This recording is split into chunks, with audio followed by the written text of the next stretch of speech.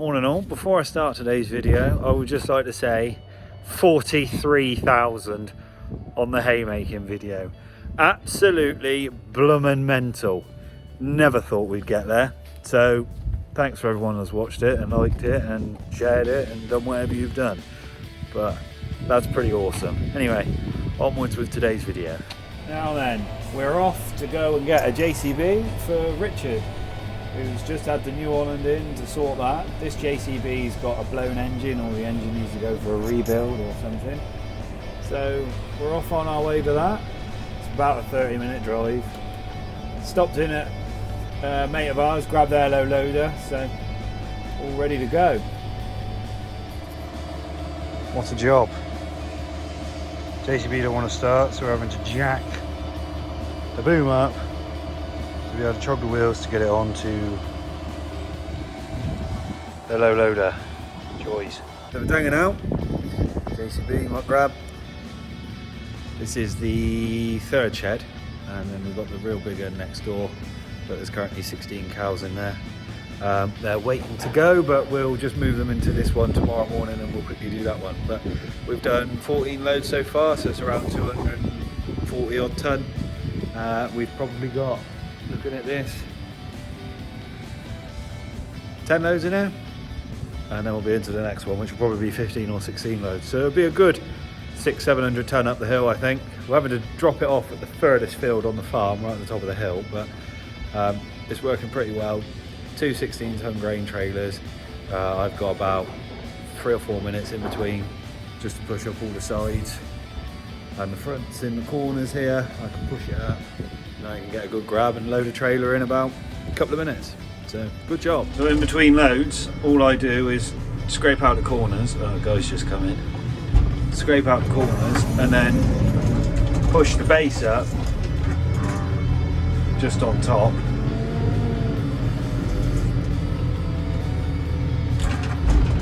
And then when I come into it with a full grab, I can get a full grab rather than just a big wedge. So I can load a trailer a lot quicker. Doing this all one-handed, it's actually not too bad. And then we're back up. See, now I've got a full grab. See, if I go down like that, I've not got a full grab. So I pull that out of the side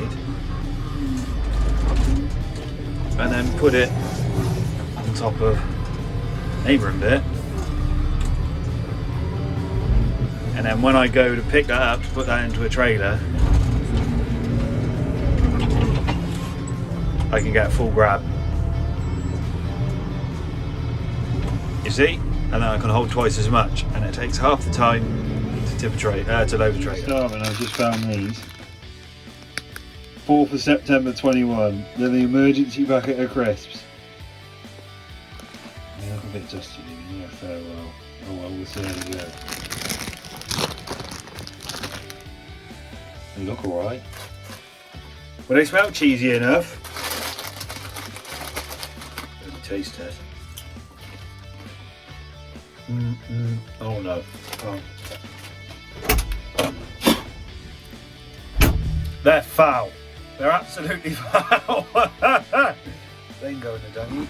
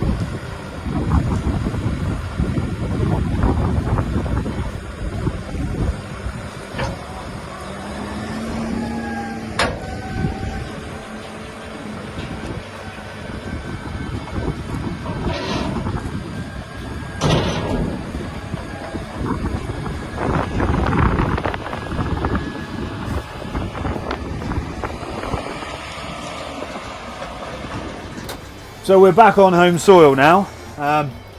Guy has gone out, and the other lad Archie that was driving the tractor, they've gone out now for the afternoon. They're always going to go around 2:30, so that's what time we finished over there.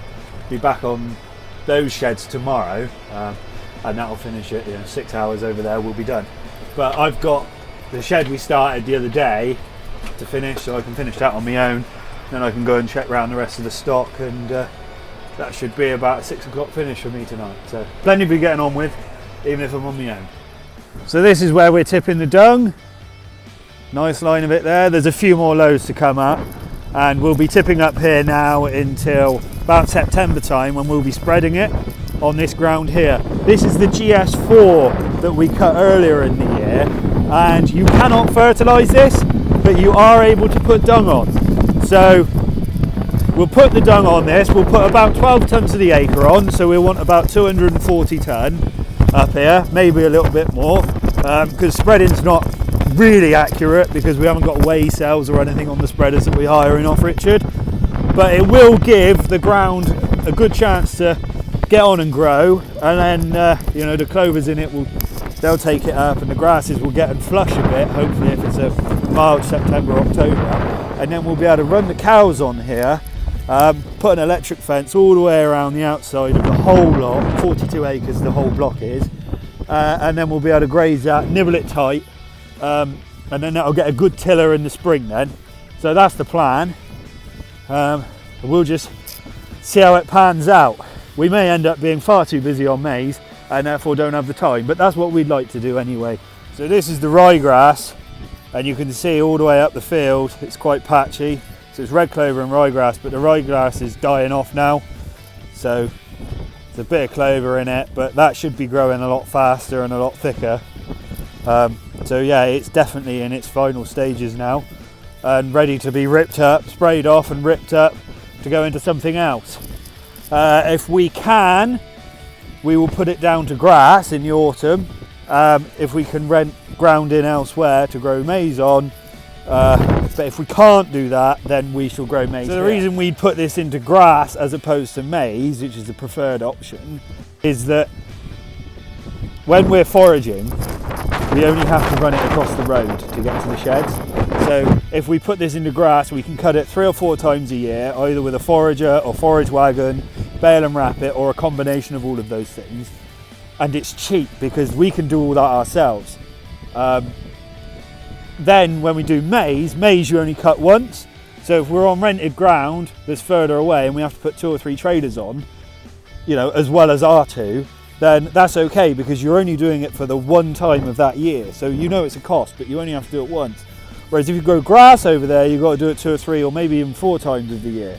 So you've suddenly tripled or quadrupled the cost because of the number of times you're doing it. So that's why we'd rather grow grass on farm here and maize elsewhere. But it really depends on if we can rent any ground from anyone local or get someone to grow it for us and then we buy it per tonne.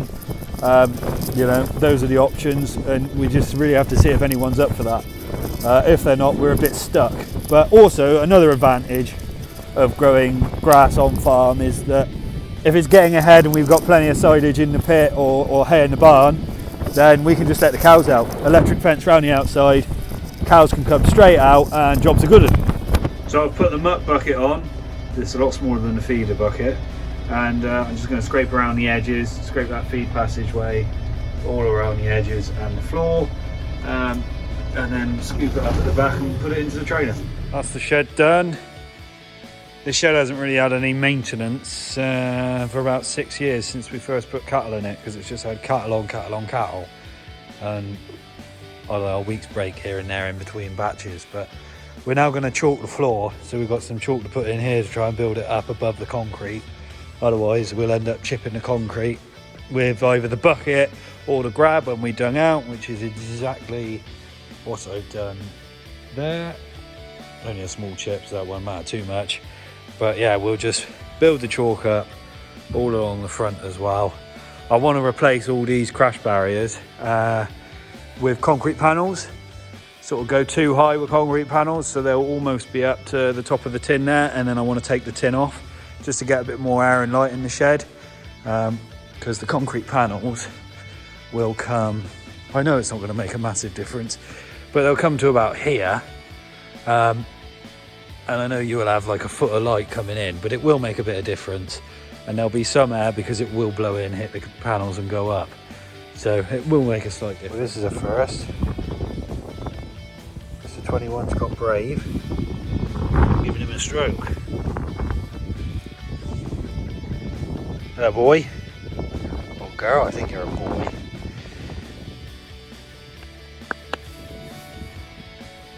Good boy. Calves look well. These are all the ones I brought in from market. Mr. Retty, new Chardonnay bull, he's out here. He was with the main herd, but now I'm in a bit of rest. So he's just with the 11. Now we're licking me leg, mate. You're a suckler calf. You're supposed to be wild as hell. You're my new pet. Spotty is what we'll call you.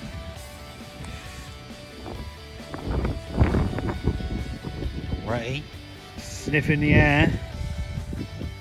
She's coming on. Hopefully he's done his job. We'll PD everything in the spring and find out. Or we might see him in action now. No. No, he's just going to give her a sniff. Look at that face. They always say every day's different in farming, and it definitely is. However, a lot of it's the same because it's a huge amount of repetition. Wake up, feed cows, check cows, bed up cows, scrape out cows, so on, or wake up, silage, cows, you know, so forth. So we're trying to keep it a bit different, but we shall see how we get on. Summer's going to be tricky because it's just going to be combining, bit of baling, combining, bit of baling, combining, foraging, baling, combining, and a load of cows in between. Now my track doesn't want to open, but we'll see if we can mix it up, keep it varied, keep it entertaining, keep growing the channel and hope for the best.